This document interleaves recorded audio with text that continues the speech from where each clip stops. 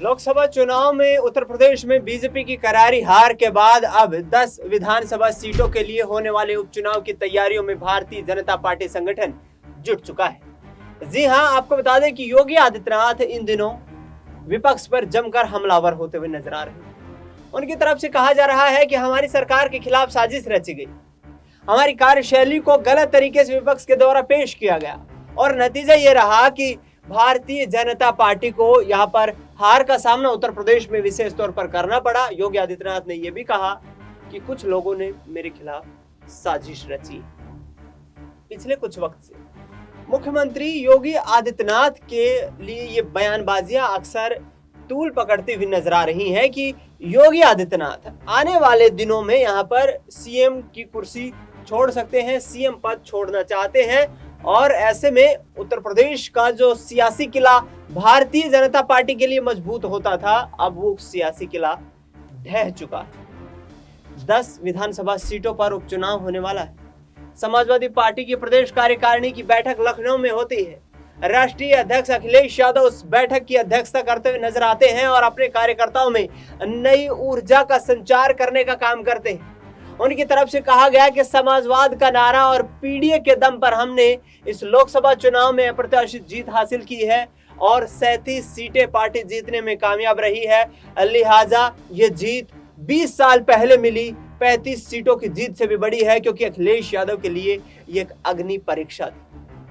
उत्तर प्रदेश के पूर्व मुख्यमंत्री और नेताजी के नाम से मशहूर मुलायम सिंह यादव के निधन के बाद अखिलेश यादव पर कहीं ना कहीं ये चुनौतियां बनकर के सामने आई थी कि आखिरकार अखिलेश यादव किस तरीके से अपने परिवार व पार्टी संगठन को आगे बढ़ाएंगे, क्योंकि मुलायम सिंह यादव के नाम पर ही तमाम सियासी पटकथाएं लिखी जाती थी और उसी आधार पर समाजवादी पार्टी राजनीति करते हुए नजर आ रही थी। लेकिन वर्तमान में परिस्थितियां बदल गई हैं। जेपी नड्डा इसके साथ साथ योगी आदित्यनाथ दोनों विपक्ष पर जमकर बरसते हुए नजर आए। योगी आदित्यनाथ ने कहा कि घर में बैठ के कुछ लोगों ने यहाँ पर भीतर घात किया।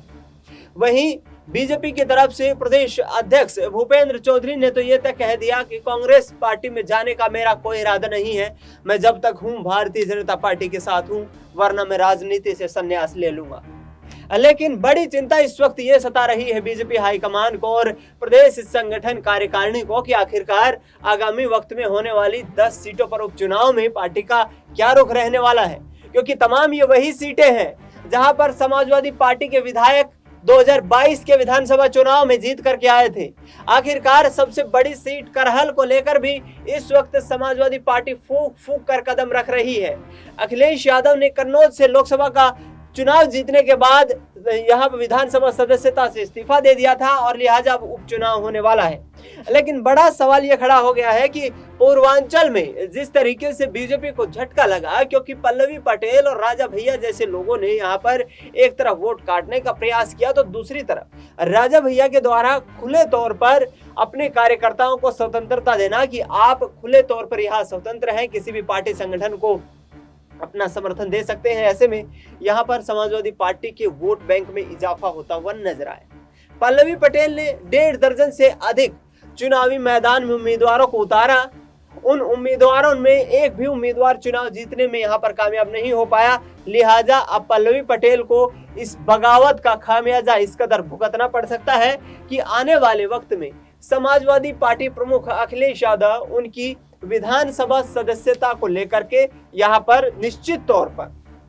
जो है कार्रवाई कर सकते हैं और उनकी विधानसभा सदस्यता भी खतरे में जा सकती है। आखिरकार क्या वाकई में अब ये तमाम छोटे क्षेत्रीय दल एक बार फिर से समाजवादी पार्टी के साथ अपना सियासी आधार बनाने की कोशिश करेंगे? क्योंकि चर्चाएं तो ये भी तेज हैं कि स्वामी प्रसाद मौर्य अपनी बेटी संघमित्रा मौर्य का टिकट कटने के बाद बीजेपी हाईकमान से काफी खफा नजर आ रहे हैं। कुशीनगर से खुद चुनाव लड़ते हैं लेकिन वहां से भी हार जाते हैं। आखिरकार क्या स्वामी प्रसाद मौर्य भी अब वापसी करने वाले हैं? क्योंकि बड़ा सवाल खड़ा हो रहा है और इस वक्त उत्तर प्रदेश में विशेष तौर पर देखा जाए तो योगी आदित्यनाथ की जो साख है वो दांव पर लगी हुई है कि योगी आदित्यनाथ किस तरीके से उत्तर प्रदेश की राजनीति में भारतीय जनता पार्टी संगठन को बचा पाएंगे और सरकार को आगे किस तरीके से वापसी करवा पाएंगे। लेकिन जिस तरीके से आज हमलावर होते हुए योगी आदित्यनाथ नजर आए, साफ तौर पर विपक्ष पर निशाना था। इसके साथ साथ पार्टी नेताओं पर भी उन्होंने निशाना साधते हुए कहा कि संगठन में जो भी बदलाव हमें करने होंगे हम वाकई आने वाले विधानसभा उपचुनाव से पहले करते हुए नजर आएंगे, क्योंकि पश्चिमी उत्तर प्रदेश में देखा जाए विशेष तौर पर मुजफ्फरनगर सीट को लेकर तो यहाँ पर सीधा मुकाबला समाजवादी पार्टी और भारतीय जनता पार्टी के बीच था। लिहाजा समाजवादी पार्टी ने हरेंद्र मलिक जो कि पूर्व राज्यसभा सांसद रह चुके हैं उनको लोकसभा चुनाव में उतारा था, और ऐसे में संजीव बालियान जो कि पूर्व केंद्रीय मंत्री हैं वो खुद ताल ठोकते हुए नजर आ रहे थे। संगीत सोम और संजीव बालियान के बीच राजनीतिक दुश्मनी का कारण यह बनी कि भारतीय जनता पार्टी को मुजफ्फरनगर जो पिछले 10 सालों से जीतती आ रही थी बीजेपी, वहां पर हार का सामना करना पड़ा। ऐसे में तमाम जो है सीटें जहां बीजेपी की करारी हार हुई है वहां ये ठीकरा सीधे सीधे कहीं ना कहीं पार्टी संगठन के नेताओं के सर पर फोड़ा जा रहा है कि आखिरकार भारतीय जनता पार्टी सिर्फ उत्तर प्रदेश की राजनीति में ही जो राम मंदिर के मुद्दे को लेकर के मजबूती के साथ चुनाव लड़ती हुई नजर आ रही थी, उस राम मंदिर के मुद्दे के आधार पर ही देश भर में जो है राजनीतिक सफाया कर देना चाहती थी। अब एक एक करके राजनेताओं के बयान भी सामने आ रही। जिस तरीके से 400 पार का नारा बीजेपी की तरफ से लोकसभा चुनाव में दिया गया, पार्टी संगठनों के तमाम नेता ये कहते हुए नजर आ रहे हैं कि अति आत्मविश्वास में दिया गया नारा था दलित वोट बैंक, जो कि विशेष तौर पर उत्तर प्रदेश की बात करें जो 2022 के विधानसभा चुनाव में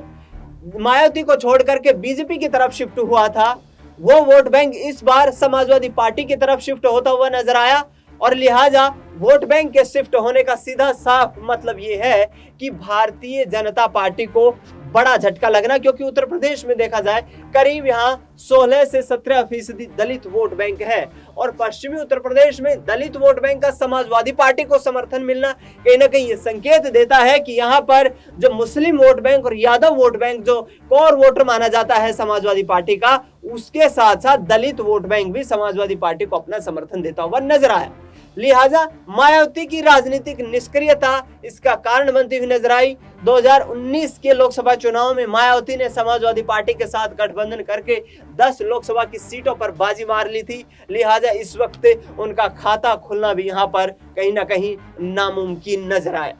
और ऐसे में